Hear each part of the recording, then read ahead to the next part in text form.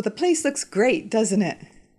And what would make it look even better is a good cheese sauce, all creamy and stringy and stretchy. Oh, lovely. Well, let's get started on that. For cheese sauce, I'm going to use some cheese. This yellowy cheese we get here is called Jong Belegen, but you can use any cheddar or cheese that melts easily or American cheese. And I also use 2 or 3 tablespoons of butter, 2 or 3 of flour, a cup to 10 ounces of milk, and I'm putting some tumeric in mine today to make it more yellow. You can put some herbs like oregano or basil or anything you want in yours and see how it goes.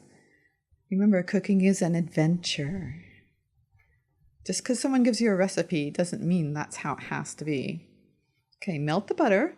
I added the turmeric and the flour.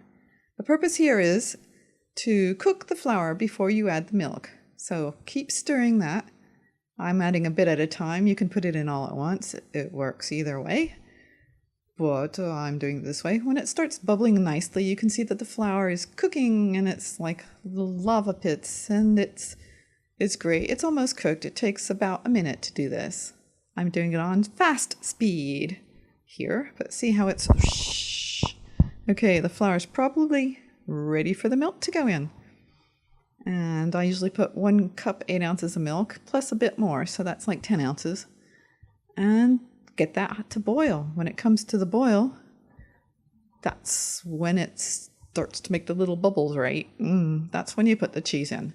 So this can take, it depends on how cold your milk is. If your milk's been in the refrigerator, it's ice cold.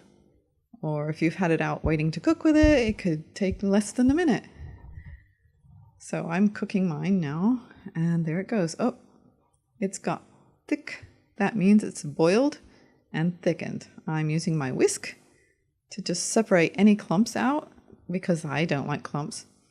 Then I'm putting in a bunch of my cheese. I would say if it was compressed, it would be about a cup of cheese, but because it's grated, it's all fluffy, it looks like more.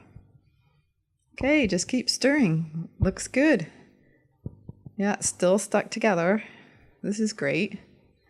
And I found that with cornstarch, it doesn't really taste floury when you make it. Or with flour, it doesn't really taste floury when you make it. That's why I use flour for my cheese sauce. Tastes great. Some people think you need to use citrate or something like that, but it's fine like this. Tastes good, really quick to make, and makes kids eat vegetables, especially broccoli and cauliflower.